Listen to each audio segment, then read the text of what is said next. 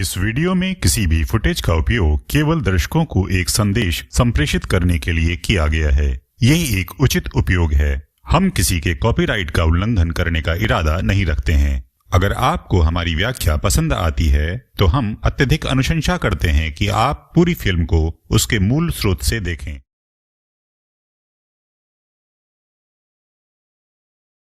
कहानी की शुरुआत में मोगली नाम का एक छोटा सा लड़का जंगल में भेड़ियों से रेस लगाता है। मोगली का पालन पोषण एक ब्लैक पैंथर बगीरा करता है।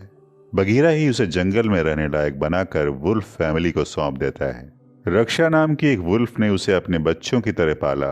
इस वुल्फ फैमिली के लीडर का नाम अकेला होता है। इन लोगों का बस एक ही मकसद होता है, एक साथ रहकर जंगल में सरवाइव करना। समर सीजन आते ही चारों तरफ पानी की किल्लत होने लगती है। तब जंगल में एक जल संधि की जाती है।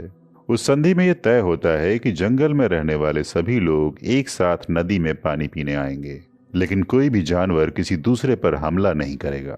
मोगली को इंसानी तरीकों से जुगाड़ करके पानी पीने से मना किया जाता है। उसे बताया गया है कि तुम्हें वुल्फ की तरह ही पानी पीना है।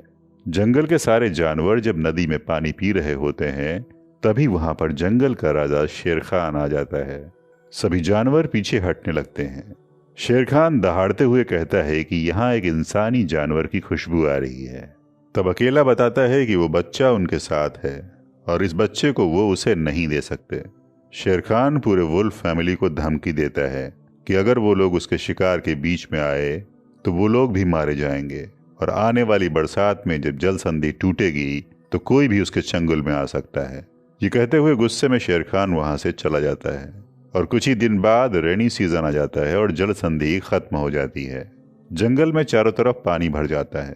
अब सभी वुल्फ की एक मीटिंग होती है जिसे देखकर मोगली समझ जाता है कि वो लोग उसकी वजह से शेर खान से बहुत बड़ा खतरा मोल ले रहे हैं। इसीलिए वो मीटिंग में अकेला के पास जाता है और सबको कहता है कि वो यहाँ से चले जाना चाहता है। तभी वहां बगीरा भी आता है और वो भी मोगली से सहमत है। बगीरा बताता है कि ये जिन लोगों के बीच से आया है वहीं सेफ रहेगा। वहां पर शेर खान कुछ भी नहीं कर पाएगा। वुल्फ फैमिली की मेंबर रक्षा, जो मोगली को अपने बच्चे की तरह मानती थी, वो उसे वहां जाने से रोकती है। फिर भी मोगली उससे गले मिलकर वहां से चला जाता है।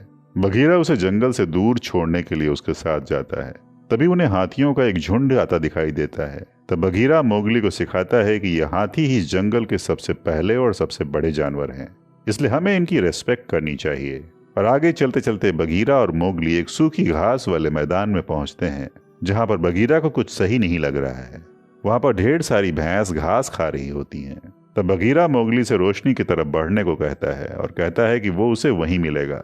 मोगली इसका कारण पूछ रहा होता है कि तभी शेर खान वहां आकर हमला कर देता है, मगर बगीरा मोगली को बचा लेता है और मोगली को भागने को कहता है। बगीरा और शेर खान की बहुत घमासान लड़ाई होती है और मोगली भागता हुआ भैंसों के झुंड में पहुंच जाता है। बगीरा इतना ताकतवर नहीं होता कि वो शेर खान को हरा सके, तो आखिरकार बगीरा को हराने के बाद शेर खान मोगली की तरफ बढ़ता है। भैंसों के झुंड में मोगली को देखकर शेर खान बहुत ही परेशान होता है। तभी मोगली एक भैंस के ऊपर बैठकर दूर चला जाता है और शेर खान को शिकार के बिना ही वापस लौटना पड़ता है। तभी हारा हुआ शेर खान वुल्फ फैमिली के झुंड में जाता है। तब रक्षा बताती है कि अब मोगली अपने लोगों के बीच जा चुका है। शेर खान गुस्से में उन लोगों से उसके शिकार के बीच में आने की भरपाई करने को कहता है और गुस्साया हुआ शेर खान एक झटके में अकेला को घाटी से नीचे फेंक देता है। अब वो वहां का लीडर बन जाता है और उसके बाद कोई भी उसके इर्द गिर्द नहीं आता। और उधर मोगली एक भैंस की पीठ पर बैठा तराई वाले मैदानों से जा रहा होता है। काफी बारिश होने की वजह से भूस्खलन हो रहा है, जिसको देखकर मोगली डर जाता है।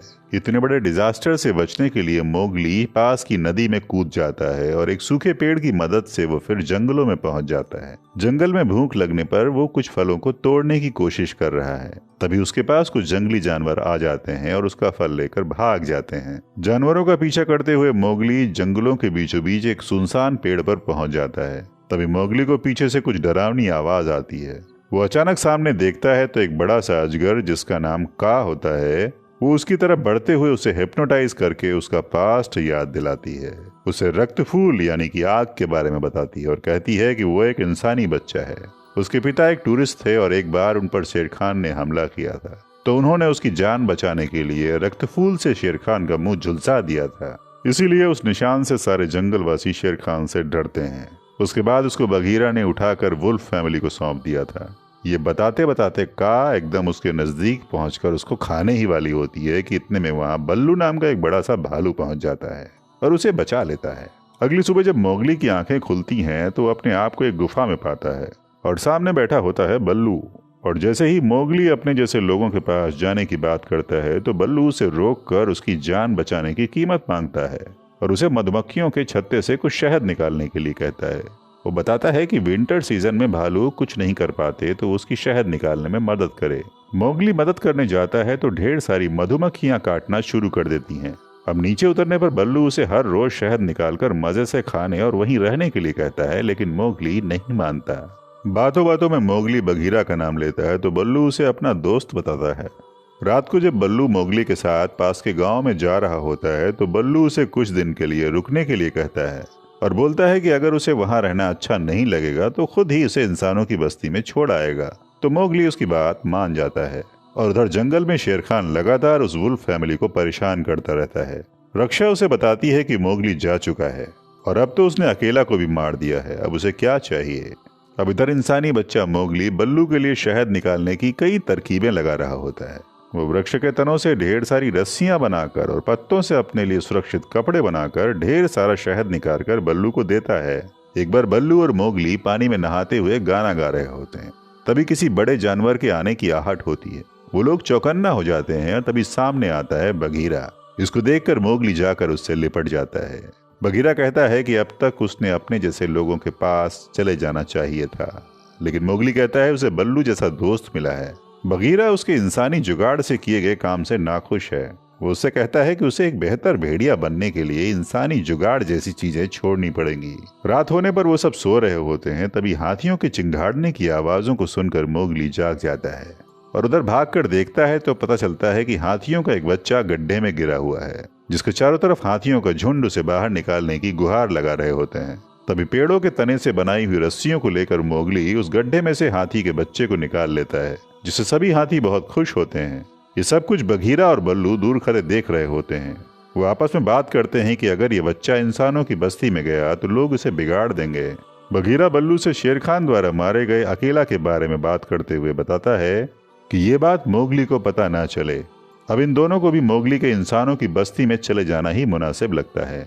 अब बल्लू उसे वहां से जाने के लिए कहता है और बोलता है कि वो उसका दोस्त नहीं है, बल्कि उसने उसे बस अपने काम के लिए इस्तेमाल किया है।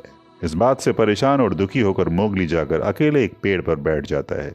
तभी वहां पर एक बंदर आता है और देखते ही देखते वहां पर ढेर सारे बंदर आ जाते हैं और मोगली को उठा ले जाते हैं। अब ऊपर ही ऊपर पेड़ों के रास्ते होते हुए सारे बंदर मोगली को लेकर भाग रहे होते हैं और बगीरा बल्लू उनका पीछा कर रहे होते हैं। सारे बंदर मोगली को उठाकर एक पुराने फोर्ट पर लाते हैं और उसे अंदर जाने के लिए कहते हैं। अब जैसे ही मोगली अंदर जाता है उसे ढेर सारे पुराना सामान दिखता है और बगल में ढेर सारे फल भी रखे होते हैं। तब तक उनके बीच एक बहुत बड़ा बंदर जिसका नाम लुई होता है वो निकलता है और उधर बल्लू और बगीरा भी माउंटेन को पार करके उस फोर्ट में पहुंच चुके होते हैं। अब लुई मोगली को डराते हुए उस इंसानी बच्चा कहता है और बताता है कि वही एक ऐसा इकलौता प्राणी है जो उसको सब कुछ ला कर देगा और उसे बहुत बड़ा बनाएगा। जंगल में सबसे बड़ा बनने के लिए उसे रक्त फूल की आवश्यकता होगी।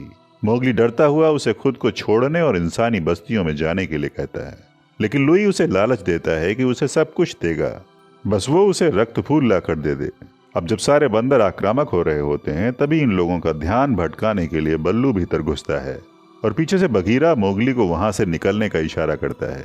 ये सब करते हुए एक बंदर इन लोगों को देख लेता है और तभी सारे बंदर इन तीनों पर अटैक कर देते हैं। सारे बंदर मोगली, बगीरा और बल्लू के पीछे भाग रहे होते हैं। तभी अचानक वो बड़ा बंदर लुई कूदते हुए इन लोगों के पीछे आ जाता है। तभी एक जगह मोगली चारों तरफ पत्थरों से घिर जाता है और तब लुई वहां उसे आकर बताता है कि उसकी वजह से वो अकेला मारा गया है। इस बात से परेशान होकर मोगली उसे झूठा बताता है। मायूस होकर मोगली एक ऊंचे पेड़ पर चढ़ जाता है और उधर चारों तरफ गिरते हुए पत्थरों को देखकर बल्लू और बगीरा परेशान होकर मोगली को ढूंढते हैं। तभी बल्लू गुस्से में आकर तेजी से दहाड़ता है। पूरा का पूरा फोर्ट हिल जाता है। वो बड़ा सा बंदर उसी में दब जाता है और बल्लू और बगीरा दुखी हो रहे होते हैं कि शायद उसमें मोगली भी दब गया हो। लेकिन तभी पेड़ों के पीछे से आवाज आती है। अब ये लोग पेड़ पर मोगली को देखकर खुश हो उठते हैं, लेकिन मोगली दुखी है और इनको झूठा बताता है क्योंकि उन लोगों ने अकेला की मौत के बारे में उसे नहीं बताया था।